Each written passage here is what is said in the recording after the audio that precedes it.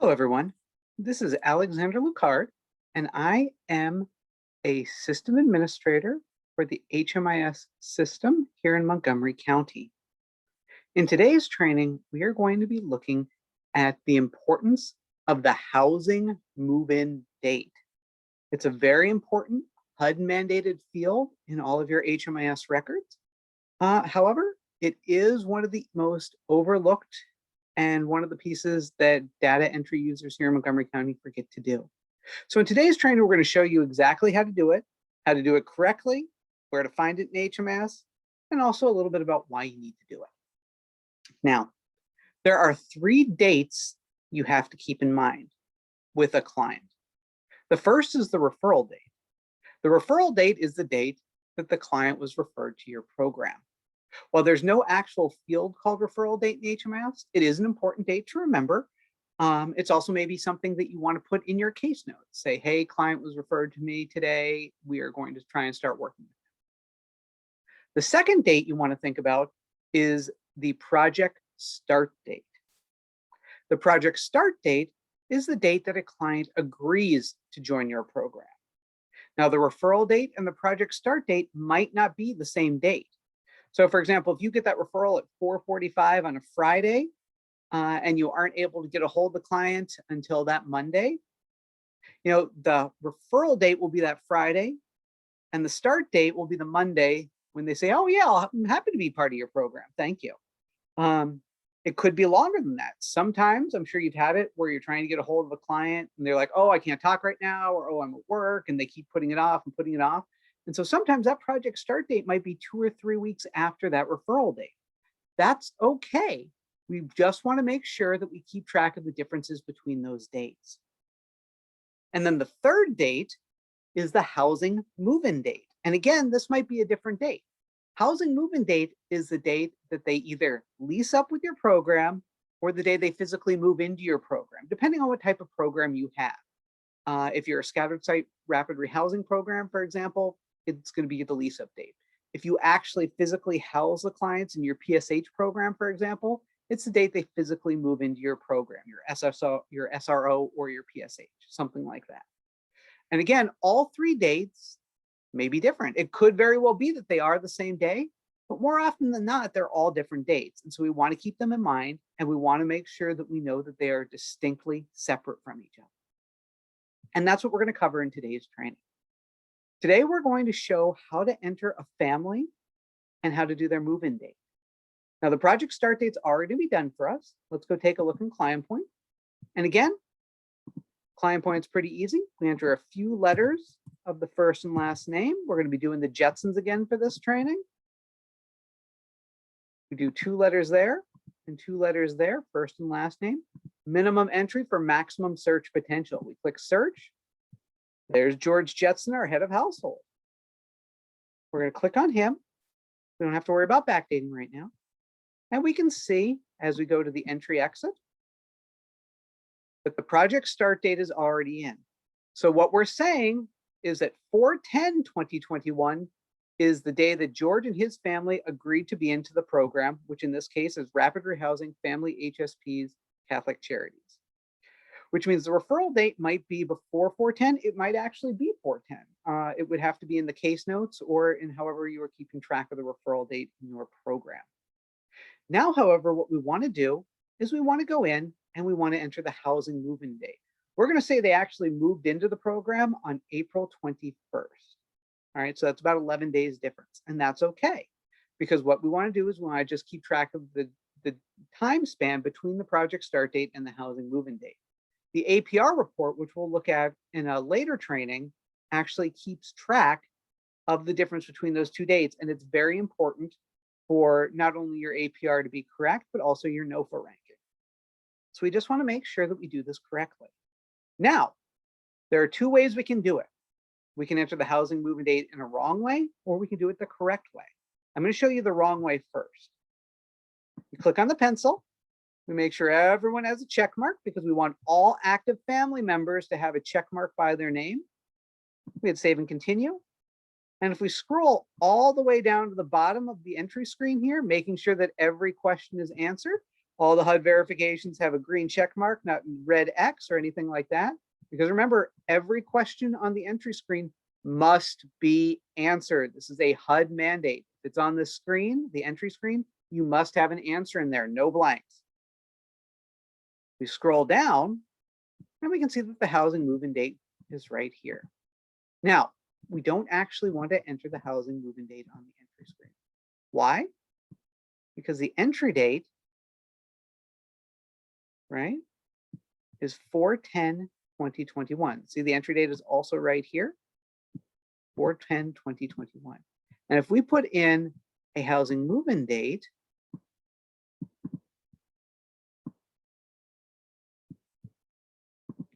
of 4/21/2021, that's going to give us a weird date timestamp. And the system might go, hey, why is there a date timestamp of 4/21/2021 with 4/10/2021? Because that date timestamp is going to be this one right here. And the housing move-in date is going to be 11 days later. So we don't want to do that because that can create some issues. What we do want to do, and what we should do for any change we make to the system after that first entry date when they come into the program, any change you make after 4/10/2021 should be with an interim, an update to the system, right? Because that way we will have the correct date timestamp on all of your changes. So for our interim, we click the interim button, we go add interim review. We make sure that everyone has a check by their name. Interim review type is going to be an update. And the review date, 4/21/2021, because that's what we're saying they're moved in on. We've been saying that this whole training, that they're moving in on 4/21/2021. And we want this interim to have a review date that is the same as the housing move-in date. Again, the project start date is the date that they agree to join your program. The housing move-in date is the date that they actually lease up, move into your program, depending on program type. Let's click save and continue. Now this is going to default to the point in time 2021 survey. And if you take a look, where's that housing move-in date? It's not on here. There is the approximate date of homelessness starting question, but there isn't anything for the point or for the housing move-in date. And that's because this just defaults to the point in time 2021. What we really want is to go up to the very top of these bubbles. There's so many bubbles in the Montgomery County version of HMIS Service Point. And what we want is this one right here. HUD, COC, and ESG Update 2020. This is the one we're going to choose. See how it's now highlighted? Gray, might be hard to tell, but it is highlighted. And we can see the housing move-in date is right here. We just type in 4/21/2021, and that's all we have to do. We can double check the questions to make sure that everything's answered and answered correctly. Remember, just because something is in the system doesn't mean it's necessarily correct. That information will be 5 years old and no one's updated it since. So anytime you're on one of these screens, it's a good time to take a look and make sure that everything matches up. We won't do that, however, because for the purpose of this training, we are just doing the housing move-in date. We hit save and exit. Do you want to answer these two questions? I do not. And look, there's our update that matches the housing move-in date. Now you might be asking, hey, Alex, what happens if the housing move-in date actually is the same as the project start date? Our project start date is 4/10, and then we have a housing move-in date of 4/10. Can I do my housing move-in date under the pencil, the entry date, rather than doing an interim? And the short answer is no. You need to do an interim. You need to do an interim even if the project start date and the housing move-in date are the same. So you'd be doing an interim, you do an add interim review, and you do it for 4/10.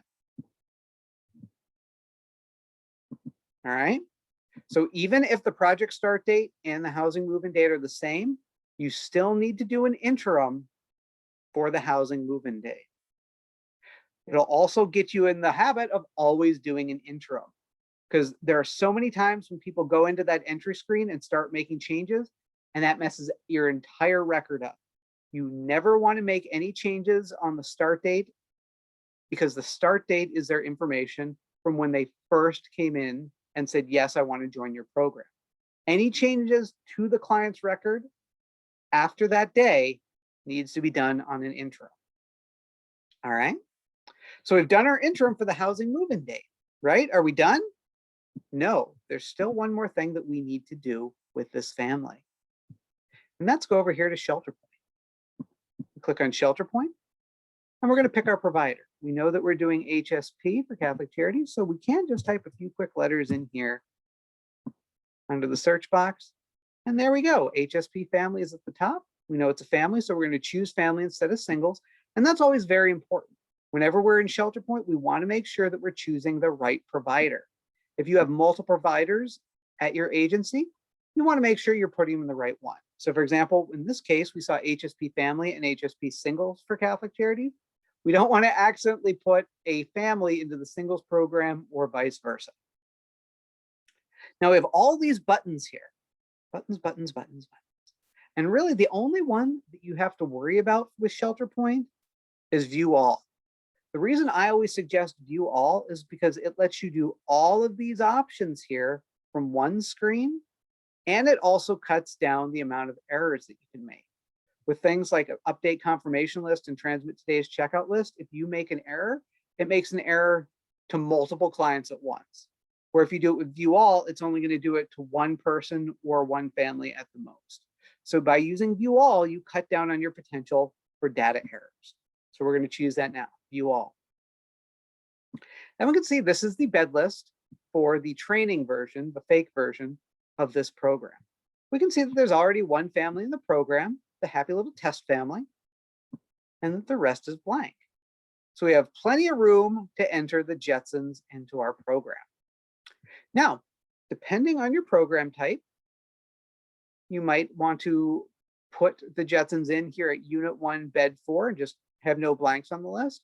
Or you might want to do it with Unit 2, Bed 1. It's all going to depend on the type of program you have. In this case, just so that we keep all 5 of them grouped together, we've got 5 people in this family, and there's 5 beds in this one unit. I'm going to put them together here in Unit 2, Bed 1. And again, it's just going to depend on the type of program that you have. So let's do this. We're going to click on the green plus sign here. All right. And this is going to bring up a client search screen that's exactly like Client Point. Now we're just going to type in a few letters, just like we would with Client Point. We're going to treat it exactly the same. And look, there's George Jetson, the head of the household. We click the green plus sign. And here we are with the whole family. Now we want to do 2 things on this screen. The first is change the housing move-in date, right? We want to do the date that they came into the program. So we're just going to update.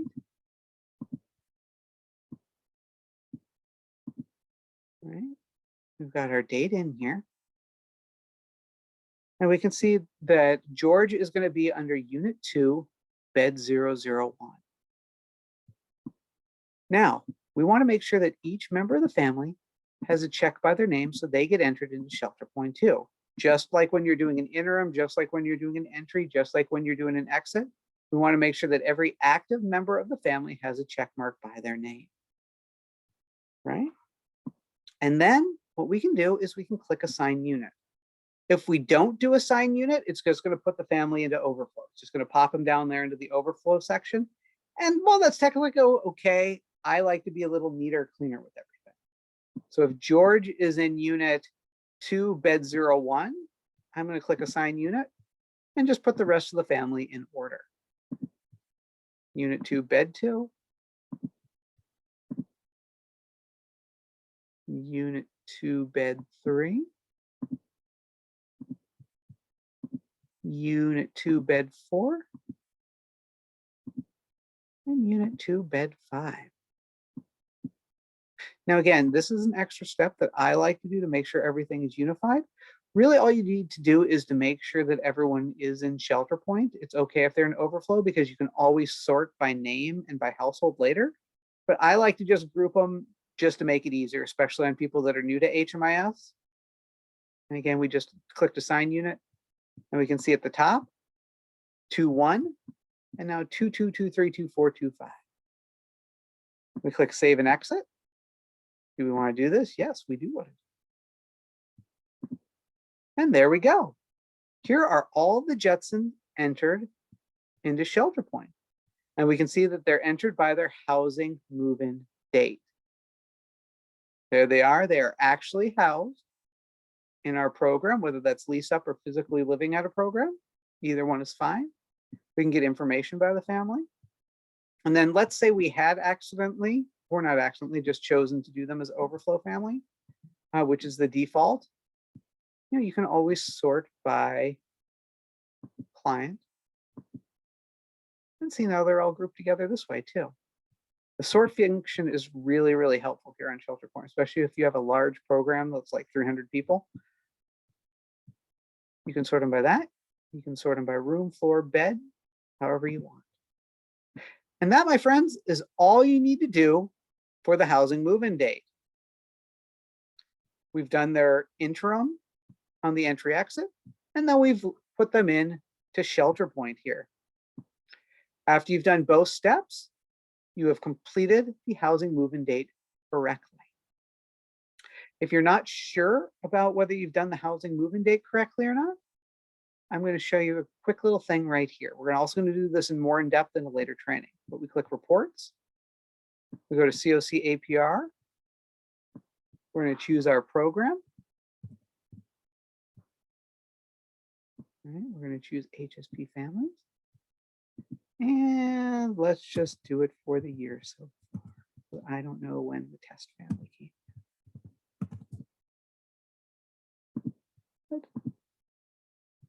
And now this report is running up here at the top.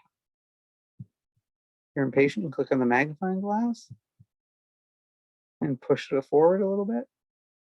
Now there are two sections here, right? And we're going to go take a look.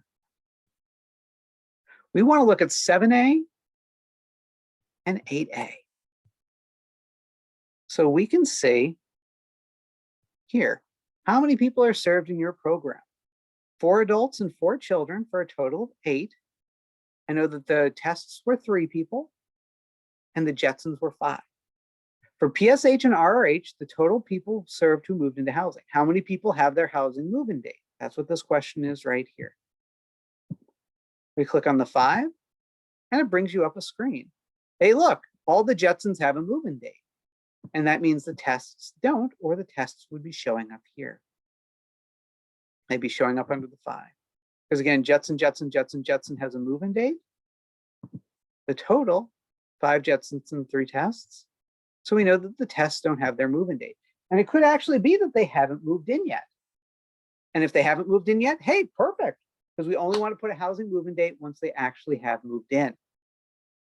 Now, if they have moved in, this is how we catch that we forgot to do the move-in date. We can go back into their accounts, give them an interim for the move-in date, and put them in Shelter Point. And since we saw that they're already in Shelter Point, that means one of 2 things. Either they were accidentally put in Shelter Point, and they were given the start date or the referral date for their Shelter Point date, or they were given the correct move-in date on Shelter Point and they just forgot to do it under the interim. We can also see down here under 8A, which is really helpful if you're a family program, number of households served, total households 2, total persons. So out of 2 households, 1 has their move-in date, 1 does not. We know the Jetsons have their move-in date and the tests do not. So what we would have to do if I'm a program manager or a case manager or the agency administrator for my program, I would go back to whoever's working with the test family and go, hey, I noticed something wonky with the APR. Have the tests actually moved in because they don't have their move-in date under the entry exit, but they are under Shelter Point. And then you would have that conversation and go from there to fix that. And that's all there is for the housing move-in date. We've shown you how to do it under the entry. We've shown you how to do it under Shelter Point. And we've done a really brief, quick look here on how to make sure that everything is showing up correctly in the APR. I hope this class was helpful and informative to you. And I look forward to doing another training with you down the road. Have a great day.